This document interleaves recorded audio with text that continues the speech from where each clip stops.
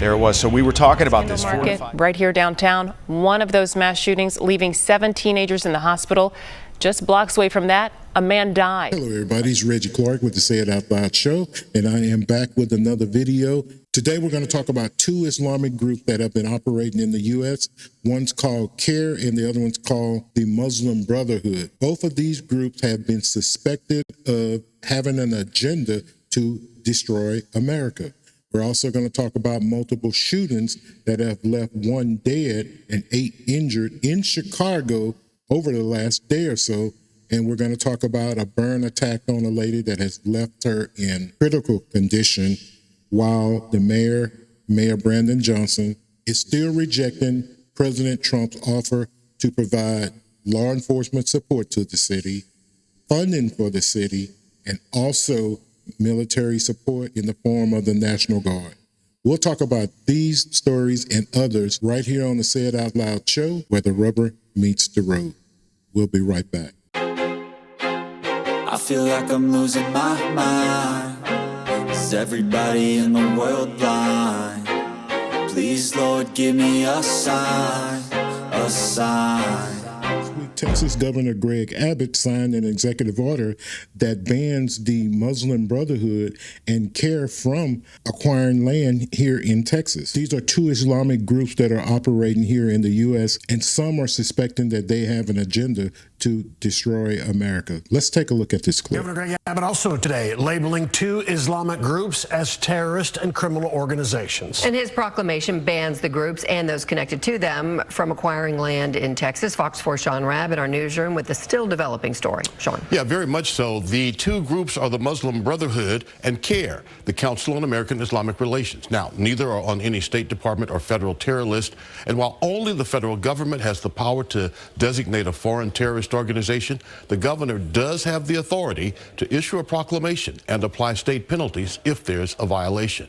In issuing that proclamation Tuesday, Governor Abbott said that the actions taken by the Muslim Brotherhood and CAIR to support terrorism across the globe and subvert our laws through violence, intimidation, and harassment are unacceptable. Today, he said, I designated the Muslim Brotherhood and CAIR as foreign terrorist organizations and transnational criminal organizations. These radical extremists are not welcome in our state and are now prohibited from acquiring any real property interest in Texas. In response to that, CAIR, the Council on American Islamic Relations, had a stinging message, quoting, by defaming a prominent American Muslim institution with debunked conspiracy theories and made-up quotes, Mr. Abbott has once again shown that his top priority is advancing anti-Muslim bigotry, not serving the people of Texas. Abbott's actions fall under Senate Bill 17 that passed last legislative session, restricting foreign ownership of Texas real estate for individuals and entities from countries or groups deemed national security risk. But again, these 2 groups are not on any State Department watch list or federal terrorist. So one might ask, why did Governor Abbott designate the Muslim Brotherhood and CAIR as foreign terrorist organizations? Here's why. This designation restricts both groups from acquiring land in Texas and allows for heightened penalties against their activities. Abbott's orders highlight ties between CAIR and Hamas, citing federal investigations and CAIR's alleged support for terrorism. And of course, CAIR criticized Governor Abbott's designation as being a political motivation, stating that it falsely portrays American Muslims and promotes anti-Muslim sentiment. However, there are many more that believe that these 2 organizations have a destroy America agenda. Take a look at the next clip. Today, a 200-page year-long report by the Institute for the Study of Global Anti-Semitism and Policy says there's a 100-year plan by a militant Islamist organization with groups in more than 70 countries known as the Muslim Brotherhood, which oddly America does not see as a terror organization. And their plan is to transform Western society from within and destroy our democracy. And they're about halfway there. How? Infiltrating college campuses, lots of bot accounts and troll accounts that make us hate each other, and destroying our institutions. Earlier this week, Texas Governor Greg Abbot declared the Muslim Brotherhood and the Council on American Islamic Relations, known as CAIR, as both terror organizations. Now, they're suing Abbott, and that's not really his purview, but of course, it's just politics of provocation, right? Is it justified? I have a co-author of the report, Dalia Ziada, and former FBI and CIA counterterrorism official, Mr. Phil Mudd. Good to have you both. Dalia, nice to meet you. Nice to meet you, Chris. So happy to be with you. So you have to, let's begin at the beginning. People always hear Islamists and think Muslims. So what do you want people to understand about where the threat is and how real it is? Over the past 2 decades, at least, if not 3 decades since 9/11 or more, the Muslim Brotherhood, and they have actually said this, put this in their documents, their strategies, they hijacked the identity of mainstream Muslims and represented themselves as a speaker in the name of Muslims. But what most people don't know is that there are so many shades of Muslims, ranging from reformists up to extremists. However, unfortunately, those who are speaking in the names of Muslims, especially in the West today, are radical groups like the Muslim Brotherhood, and they are doing this as part of their identity politics game that gives them legitimacy and allow them also to weaponize the voices of Muslims to destroy America's democracy and freedom. Let me ask you one more question, then we'll bring in Phil. CAIR is a well-known in media circles advocacy group for Muslims. When there's a terror attack that involves an extreme Islamist or a jihadi, they have a tendency to come out and say, don't judge us all by these people, we condemn them, and use all the ordinary language. Why do you include them as an extension of a terror organization? First, I would love to applaud the decision made by Texas Governor recently of designating both CAIR and the Muslim Brotherhood. And by the way, this is the first action on that level to mention the Muslim Brotherhood and CAIR by name, which in my opinion is so brave, because for so long, CAIR has been camouflaging the audience into believing that they are really representing Muslims. But in reality, as our research show, and it's a long research, actually you spend an entire year collecting this information, we found that thanks to organizations led by CAIR and its friends or sisters, the Muslim Brotherhood were able to create an empire on their own, a network on their own that infiltrated into educational systems, created parallel institutions for Muslim communities that isolated them from their American society and American interests, made America comes next for them, and most importantly, they have also infiltrated the political system. All right. So, Mr. Mudd, you've heard this. Putting aside the deep weeds of how American law is a little squishy when it comes to domestic terror organizations, mostly because both the right and left thought it would be used against them. Let's be honest. They weren't thinking about protecting the country. Where is your sensitivity to what we should be concerned about in terms of Islamism destroying us? Low. And I would go to extremely low. I mean, I spent 25 years dealing with this, including 5 at the FBI after 9/11. If you think we didn't think about the Muslim Brotherhood and CAIR, Chris, America has forgotten what it was like 20 years ago. Every day we went into twice-a-day threat briefings talking about who was a threat to America. CAIR was a problem. We can talk about that. They're a problem because they told Muslim Americans not to talk to the FBI. That's irritating. That's not illegal. Let me cut to the bottom line. If you break a local, state, or federal statute, you should be charged and thrown in jail. If you choose to practice an aggressive form of religion and say that you don't like Israel or you want Islamic values represented in America, like it or not. One Islamic group's decades-long reach into the U.S. The report claims the Muslim Brotherhood shares ideological goals with Muslim extremist organizations and aims to influence and infiltrate U.S. government, educational systems, civil rights groups. Dr. Kanta Ahmed is a senior fellow at the Independent Women's Forum and a member of the Council on Foreign Relations and joins us now. Knows, I would say, as much about the Middle East as anyone in America today. Doctor, your thoughts about the role of the Muslim Brotherhood and what they're up to here? Well, this is something we've been recommending. Over 10 years ago, I wrote an article to say that the Muslim Brotherhood should be designated a foreign terror organization. This report by the Institute Studying Global Anti-Semitism and Policy shows the Muslim Brotherhood is influencing at the executive branch, it's influencing policymakers, it's reframing the argument. Post 9/11, there was Islamophobia, then came boycott, divestment, sanctions, demonizing Israel, and now we've just seen the pro-Hamas protests. That is all part of their multi-generational project to have a war against the secular and undermine our democracy using our democratic freedoms. And one way that the protests on college campuses, and we see what's happening with our educational institutions, CAIR, it's an acronym. What should we know about that organization? Council on American Islamic Relations. This is part of the other organizations Senator Ted Cruz and Governor Abbott in Texas are designating as criminal transnational networks. It portrays itself to be advocating for Muslims like me, but actually it's advancing an Islamist project. What CAIR did in California that's under investigation, they took money purportedly for Afghan refugees, helped less than 200, took half of that $7 million and put it back in their own organization.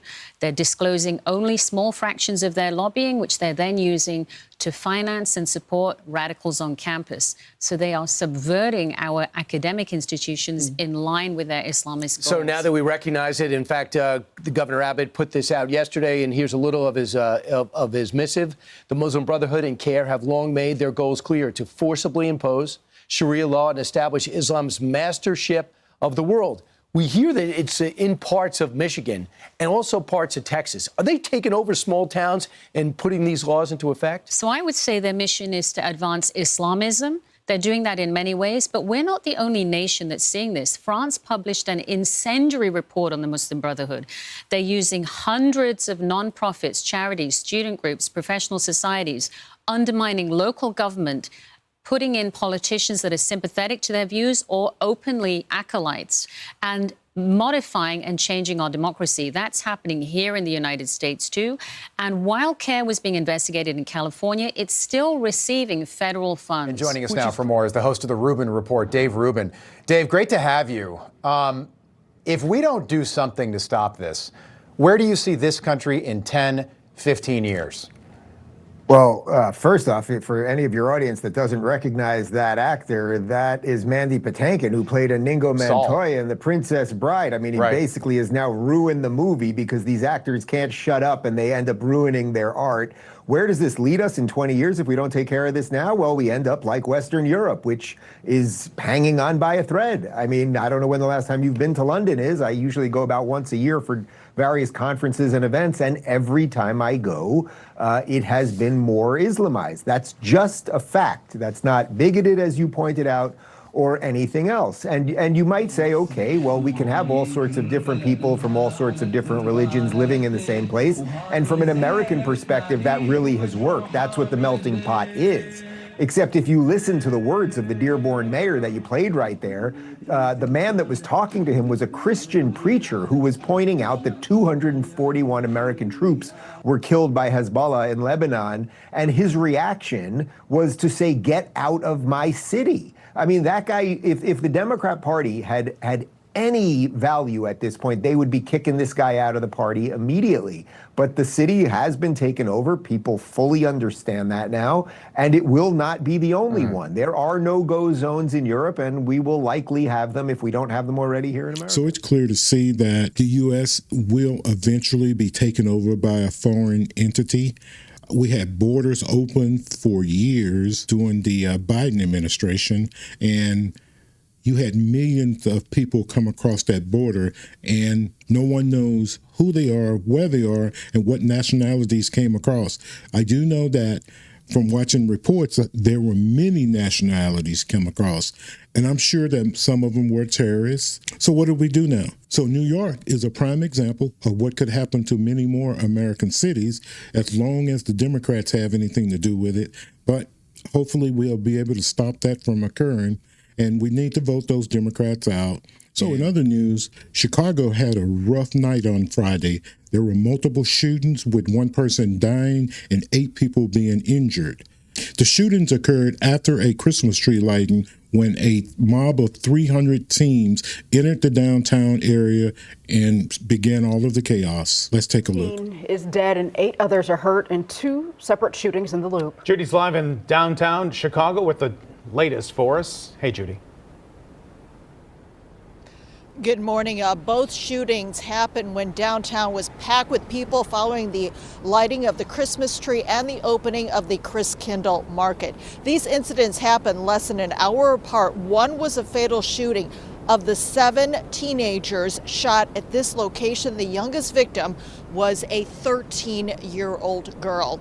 This video was posted on Citizen app showing people running when gunfire erupted at State and Randolph near the Chicago Theater and the old Marshall Fields department store.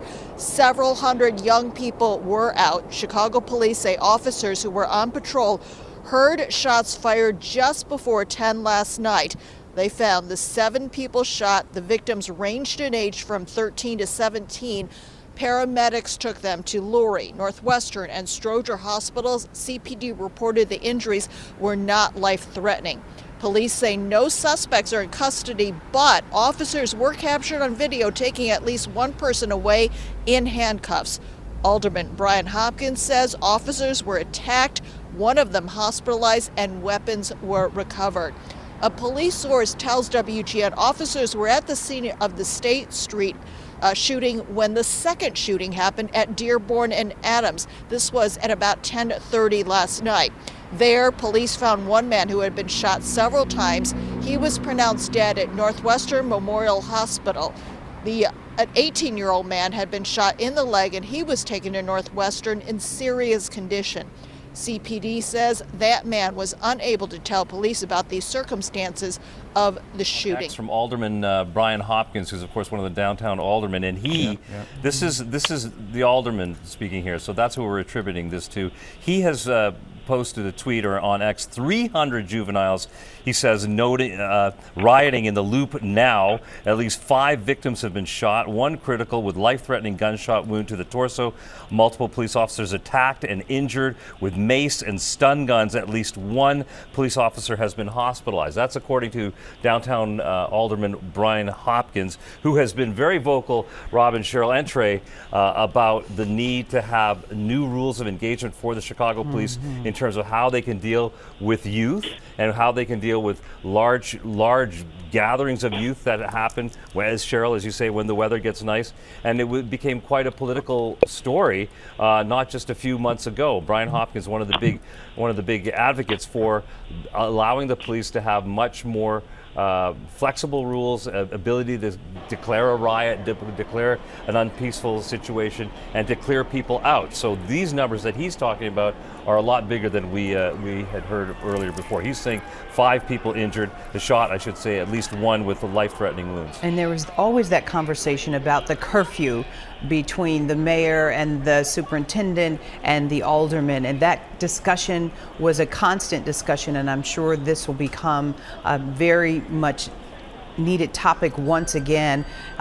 If he says he saw or he's getting information that 300 young people, and at 9:45 tonight, and I went to Rob's office, I went out into the newsroom and I said, you guys, something is happening downtown, not sure if it's a teen takeover, and everybody started researching on their phone to see if they had any information, if there was some kind of meetup, because it started to get violent, and then 5 minutes later, that's when the gunshots were fired. And we saw these teen takeovers over the summer. They dissipated over the fall. Now we want to play an audio clip. None of us have heard this. Ravi, Cheryl, and me have been here with breaking news coverage, but I'm told this is the moment the gunshots rang out. Let's watch and listen.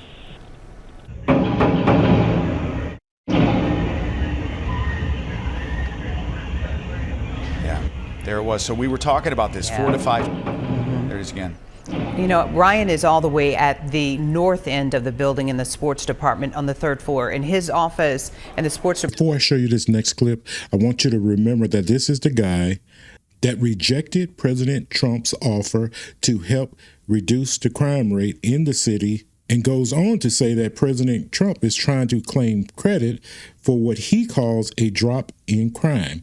And remember what you just saw. In response to the shootings this weekend, let's hear what Mayor Brandon Johnson had to say. And you guys remember, he's the one that said that he didn't need any help from the feds or President Trump in helping reduce the crime because he had it under control or has it under control. And the president is also trying to claim credit for the work he's done to lower the crime rate. Let's take a look. Another shooting at 140 South Dearborn, where there were 2 additional victims. One of those victims, a 14-year-old, sustained multiple gunshot wounds and died. There were 5 guns that were recovered. No parent certainly wants to get that terrible, life-altering call. It is senseless violence like these shootings that makes us all feel unsafe. And it has left too many families in Chicago reeling. Incidents like last night set us back as a city, and it evokes fear. Our young people have to understand that they should not attend these unauthorized events that have been advertised on social media. They are extremely dangerous due to the number of individuals that may be carrying weapons, especially semi-automatic weapons.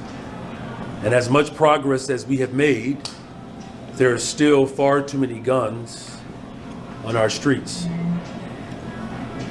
And for these young people who have engaged in these incidents, you have put yourselves and your friends at risk. Process and the people who need to be held accountable, we're going to work hard to make sure that that actually becomes the reality, because we don't want any setbacks as it relates to the progress that we're making as a city. Thank you all very much. Mayor, one more question. There's been a lot of talk from the feds about crime in Chicago, particularly over the last week after the alleged arson attack on the Blue Line. It seems likely that they may see this news and they may start trying to put Chicago back in the national spotlight as they were doing earlier this week. Well, we're always in the national spotlight, and it was also the federal government that took claim for the progress that we're making, right? So of course they're going to continue to try to take credit for our positive work. Here's the bottom line, that our law enforcement has done a solid job working with all of our partners to bring violence down in the city of Chicago. We'll make the adjustments as we continue to build the safest, most affordable big city in America. Thank you all. Cool. And then there was one more thing about some... What's even more crazy is the fact that the Chicago mayor says that crime is down. Let's take a look at this next incident. And this is where you have a lady that is being burned with gasoline that is now in critical condition by a lunatic or a maniac that was on the streets that had been arrested over 50 times. And in this sanctuary city, he was allowed to stay on the streets. Check this out. Man who allegedly set a woman on fire aboard a Chicago train, a suspect with 49 prior arrests, is due back in court to face a federal terrorism charge. Look at that, 10 pictures, all the same guy. Chanley Painter joins us now with the latest. Chanley? Hey guys, so we are expecting a judge to decide whether 50-year-old Lawrence Reed will stay behind bars this time, pending trial on federal terrorism charges for allegedly pouring gasoline on a 26-year-old woman and setting her on fire Monday while riding a city train in Chicago. Prosecutors say Reed had multiple prior cases over the last 3 decades with more than 49 arrests, including 10 felony cases. Here's a look at just the Chicago Police Department records since 2017, where he was arrested at least 13 times for crimes ranging from battery and assault to aggravated arson. In fact, at the time of this incident, prosecutors say Reed was already on pretrial release for an aggravated battery case for violently hitting a social worker. Prosecutors asked the judge to keep Reed in custody until trial, but the judge placed him on electronic monitoring. So that didn't stop him from picking up these new federal terrorism charges for allegedly setting a woman on fire Monday. Something Chicago Mayor Brandon Johnson calls an isolated incident. This is an isolated incident. I mean, I don't see this as some sort of trend. And again, you know, the level of accountability that has to happen in this moment, you know, I trust that the federal level will do its part. And for the first time since Monday's attack, the family of the 26-year-old victim is speaking out, saying, quote, "We would like to thank everyone for their prayers and well wishes as our daughter receives care for injuries sustained earlier this week. Let's take a look at these charges. At what point, and these charges began in 2017, and I'm sure they even go further. At what point do you think a judge should be able to determine that this is a violent person and this person does not deserve to be on the streets? However, they did put him on probation on the streets. So he's on probation and he's out there in the streets. When will these sanctuary cities learn? Are they trying to learn, or are they just simply saying, oh, he has a mental disorder, he could go back on the streets? It's very confusing for me, because you would think that if a person has a mental disorder, they need to be in a place for people with mental disorders. And that is not on the streets where they can go and buy gasoline and take a match and light somebody up. Make it make sense. So I'm a bit confused. What does he mean when he says that the crime rate has gone down and the feds have taken credit for the work that they have done to get the crime rate down? And you have killings every day. So what was the crime rate if it's gone down? So if you have people getting shot, people getting burned on a subway, what does he mean by saying that the crime rate's down? You find an answer to that? Let me know. However, I do have one more clip, and this is a gentleman speaking about Mayor Brandon Johnson's leadership. And I agree. Let's take a look. So this is the type of leadership that we have in Chicago. We have children who are being held unaccountable, and we also have criminals who are being set free. Criminals who are being allowed to wreak havoc on the streets of Chicago. That's one of the reasons why we have so much violence. You have these policies that are being put in place by our legislature and by our government that sometimes help the criminals more so than help the victims. And if we continue to go down this cycle with the leadership that we have in place, we're going to continue to see our community go in a downward spiral. We're going to continue to be the laughing stock of America. We're going to be, it may look like we're one of the best cities or voted one of the best cities externally, but internally we all know the serious issues that we have inside of Chicago, and it all falls and rises on leadership. I guess this brings us to a close. It's sad that our cities have reached this level. We care about criminals more than we care about the victims. We care about outsiders more than we care about our own citizens. Politicians care more about the dollar than they do about their jobs. If you like this video, please give it a thumbs up, share this video, and please subscribe to the channel. And as always, check you next time. Bye-bye.